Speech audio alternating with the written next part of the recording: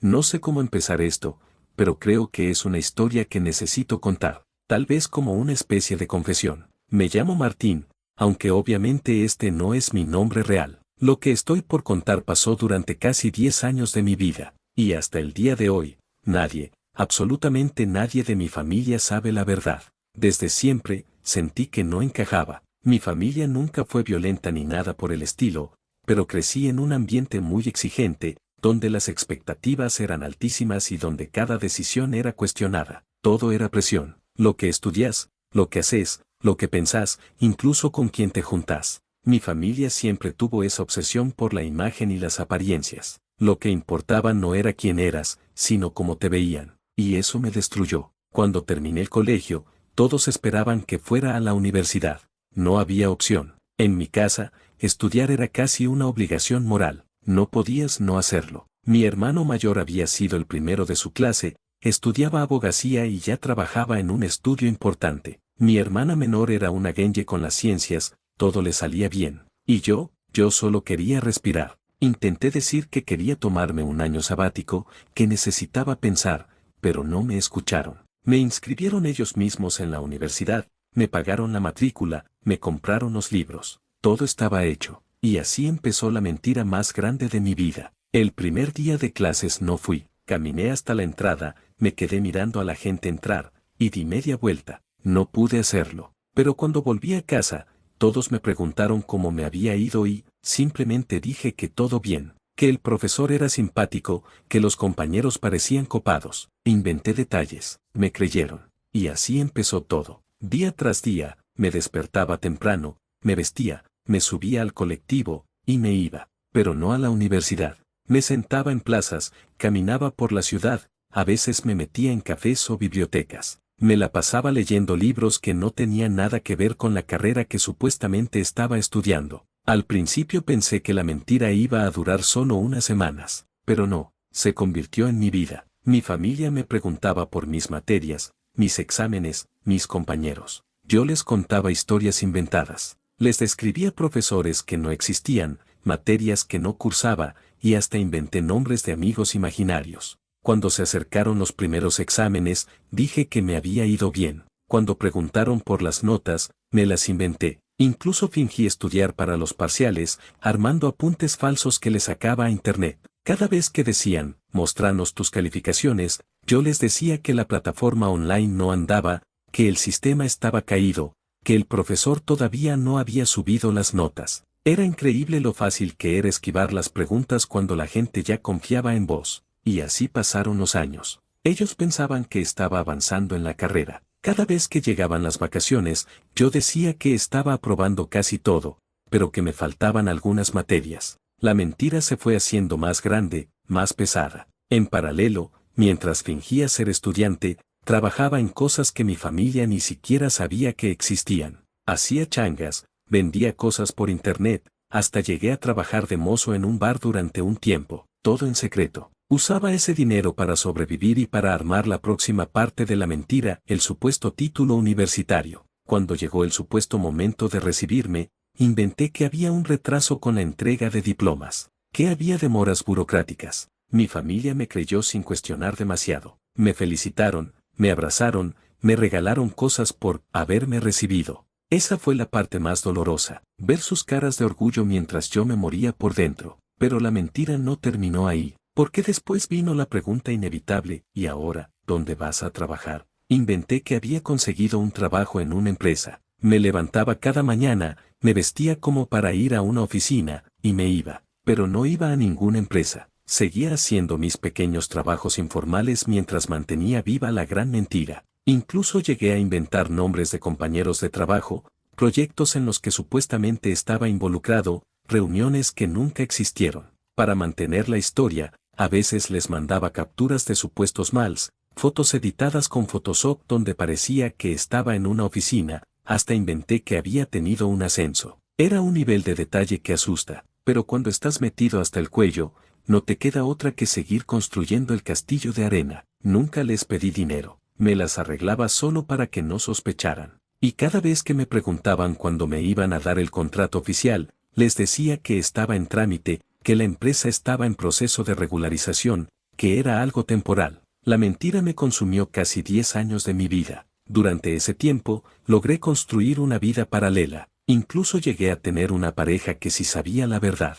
Ella me acompañó mucho tiempo, pero terminó dejando la relación porque no soportaba verme vivir así, atrapado en una mentira que parecía no tener salida. Nunca le conté a nadie más, nadie. A veces pensaba en confesar, decir todo, explorar la posibilidad de empezar de cero, pero cada vez que me acercaba a esa idea, me paralizaba el miedo. El miedo a destruir a mis padres, a romper la imagen que tenían de mí, a que me odiaran por haberles mentido tanto tiempo. Lo que más me dolió fue ver cuánto orgullo sentían por mí. Mi papá hablaba de mi hijo el profesional en reuniones familiares. Mi mamá mostraba mis supuestas notas a sus amigas, y yo los miraba en silencio, tragándome la culpa. La mentira fue tan lejos que, incluso hoy, siguen creyendo que soy alguien que nunca fui. Me inventé un trabajo estable, un título universitario, una carrera entera que solo existió en mi cabeza. Si te estás preguntando cómo no me descubrieron, la respuesta es simple: las personas tienden a creer lo que quieren creer, y cuando alguien te ama, muchas veces baja la guardia, no te cuestiona tanto, confía ciegamente. Eso fue lo que me pasó, y eso fue lo que permitió que la mentira creciera tanto. Sé que lo que hice estuvo mal, no busco justificarme, pero quiero que se entienda el contexto. Me sentía ahogado, presionado, invisible, y la mentira fue, en su momento, la única salida que encontré para respirar. Todavía me despierto algunas noches pensando en qué pasaría si todo se supiera, cómo reaccionarían, si me odiarían, si podrían perdonarme. Hay días en los que quiero contarlo, hay días en los que quiero seguir callando para siempre. A veces pienso que la mentira ya es tan vieja que, cuando mis padres no estén, se va a ir con ellos, y que quizás esa sea la forma más fácil de cerrar este capítulo. Pero también me pregunto si no estaría bien decir la verdad ahora, aunque duela, aunque todo se rompa. No sé, escribo esto como una forma de sacármelo de encima, de al menos dejarlo escrito en algún lado. No sé si alguien va a leerlo, pero necesitaba contarlo. A veces las mentiras no son por maldad. A veces son la única forma que encontramos para seguir adelante cuando sentimos que no tenemos elección. Esta es mi historia. Segunda parte, el peso de la mentira y la búsqueda de la verdad. Pasaron los años y la mentira comenzó a pesarme más y más. Cada llamada, cada mensaje, cada pequeño detalle que tenía que inventar era un nudo en la garganta. No podía compartir nada real, no podía mostrar quién era en verdad, porque el riesgo de perderlo todo era demasiado grande. Recuerdo una vez en particular que casi todo se derrumba. Mi familia organizó una reunión con parientes que vivían en otras ciudades. Todos querían celebrar el éxito que creían que yo tenía. Mi mamá preparó un slideshow con fotos que supuestamente mostraban mi graduación y mi trabajo, fotos que yo mismo había editado para que parecieran reales. Cuando me pidieron que hablara, sentí que me faltaba el aire. Tenía que improvisar, fingir seguridad, pero por dentro me estaba quebrando. Conté anécdotas falsas, inventé proyectos inexistentes y hablé de planes futuros que no tenía. Esa noche, solo en mi cuarto, lloré por primera vez en mucho tiempo. Esa experiencia me hizo darme cuenta de que ya no podía vivir así. La mentira se había convertido en una prisión, pero salir de ella era aterrador. ¿Cómo confesar algo así? ¿Cómo enfrentar las posibles consecuencias? Intenté buscar ayuda. Hablar con un terapeuta fue lo más cercano que tuve a un espacio seguro para desahogarme. Poco a poco, entendí que mi historia no era única. Muchas personas cargan con secretos que las paralizan. Mientras tanto, seguía manteniendo la farsa para no herir a quienes amaba. Me sentía atrapado entre la necesidad de ser honesto y el miedo a romper los lazos que me mantenían unido a mi familia. Un día, decidí escribir una carta para mi familia, explicando todo lo que había pasado, por qué hice lo que hice, y cuánto lo lamentaba. No se la envié, pero escribirla me ayudó a liberar parte de ese peso.